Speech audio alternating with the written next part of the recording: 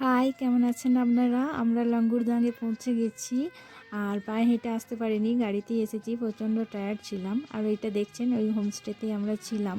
তো বাইরে থেকে তো দেখালাম কেমন, এবার ভেতর থেকে দেখুন। এটা কিন্তু দেওয়াল টেওয়াল যা দেখছেন সবটাই কাঠের, পুরো বাড়িটাই কাঠের। খুব সুন্দর একটা হোমস্টে। আর এই যে ব্যালকনি থেকে ভিউটা দেখুন কত সুন্দর। আর আমাদের রুমটা ছিল এটাও পুরো কাঠের রুম ছিল।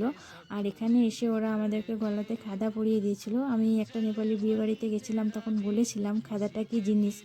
এই যে এই খাদাটা আমাদেরকে পরিয়ে দিয়েছিল। যদি আপনারা না জানেন তো একটু ওই ভিডিওটা দেখে নেবেন।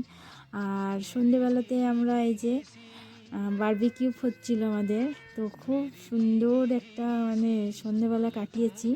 আর চিকেনগুলো খুব টেস্টি ছিল, খেতে দারুণ সুন্দর ছিল। তো শেষই হয়ে গেছিলো প্রায়।